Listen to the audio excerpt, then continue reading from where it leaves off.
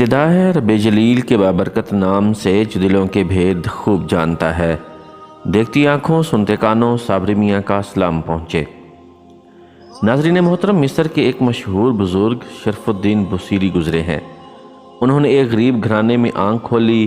جیسا کہ والدین بچوں کو اسکولوں اور مدرسوں میں تعلیم حاصل کرنے کے لیے بھیجتے ہیں، اسی طرح بصیری کو بھی والدین نے مدرسے بھیجنا شروع کر دیا۔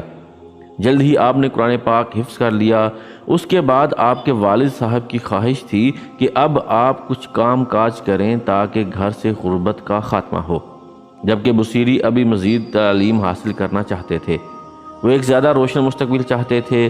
گھر میں باپ بیٹے کے درمیان کھینچا تانی شروع ہو گئی۔ آخرکار بصیری نے اپنی والدہ کو اپنے ساتھ ملا کر والد سے مزید پڑھنے کی اجازت لے لی۔ اس کے بعد آپ نے تجوید، فقہ اور باقی ضروری مضامین کو پڑھا اور بچوں کو پڑھانا شروع کر دیا۔ اس وقت تک آپ ایک دنیا دار شخص تھے اور مادی کامیابیوں کو ہی ترجیح دیتے تھے اور غربت سے نجات حاصل کرنا چاہتے تھے۔ شاعری کا وصف آپ کو اللہ تعالیٰ کی طرف سے ودیعت کیا گیا تھا۔ اب آپ بادشاہوں کی شان میں قصیدے بھی لکھتے تھے اور نئے شعراء کی اصلاح بھی کیا کرتے تھے۔ آپ درس و تدریس سے بھی منسلک تھے۔ ایک دن آپ گھر سے باہر کہیں جا رہے تھے جب ایک شخص نے آپ کو روک کے آپ سے پوچھا، کبھی محمد صلی اللہ علیہ وآلہ وسلم کی بھی زیارت ہوئی؟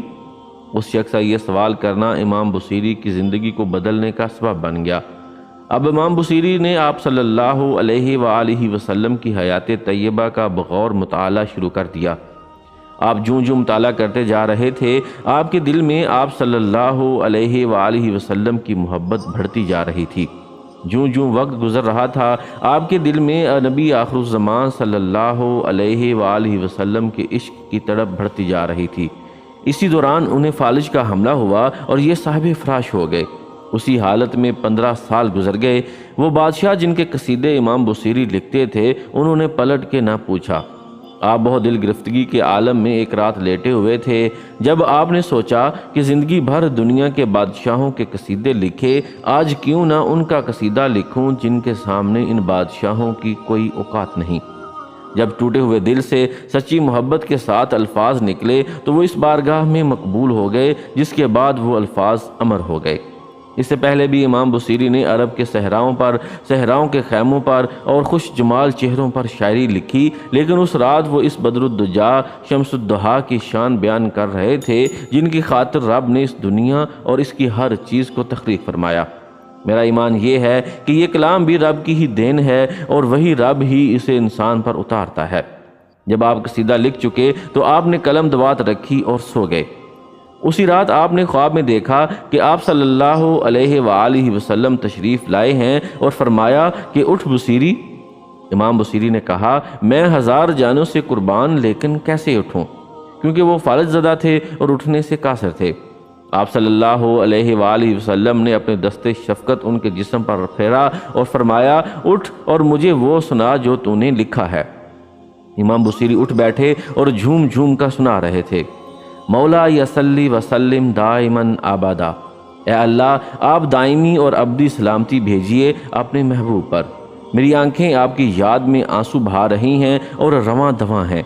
مدینہ پاک سے ٹھنڈی ہوا آ رہی ہے، اندھیری رات میں بجلی چمک رہی ہے، میرے عشق کا تذکرہ لوگوں تک پہنچ چکا ہے۔ اب میرا راز محبت بھی نہیں چھپ سکتا اور نہ ہی میرا مرض ختم ہوگا۔ تیری محبت کی میرے آنسو اور میری بیماری گواہ دے رہے ہیں۔ میں اپنے عشق کو کیسے چھپا سکتا ہوں؟ اے دل، اگر تو حضور صلی اللہ علیہ وآلہ وسلم کا عاشق نہیں تو مکہ کو دیکھ کے آنسو کیوں بہاتا ہے؟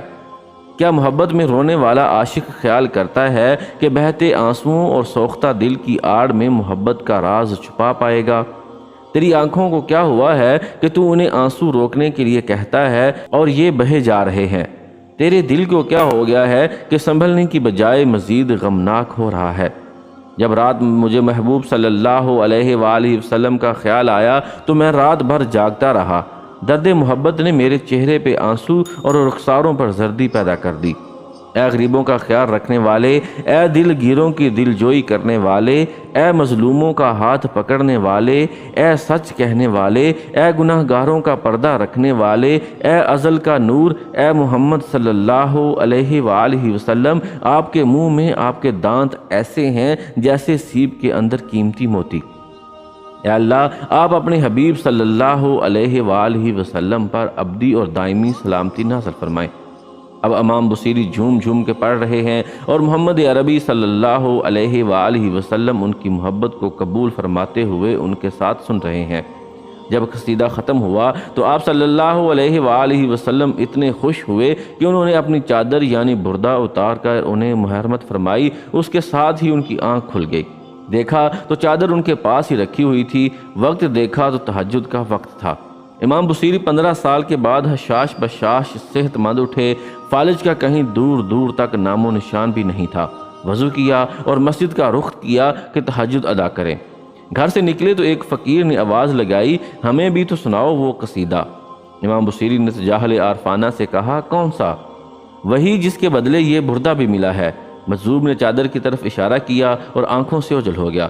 اس قصیدے میں 100 سے اوپر اشعار ہیں اور کسی شعر میں لفظ بردہ استعمال نہیں ہوا، لیکن جو چادر آپ کو دی گئی اس کی مناسبت سے اس کا نام قصیدہ بردہ شریف زبان زد خاص و عام ہوا، اور آپ صلی اللہ علیہ وآلہ وسلم نے اس کو شرف قبولیت سے نوازا تو آج تک اس کا ورد جاری ہے۔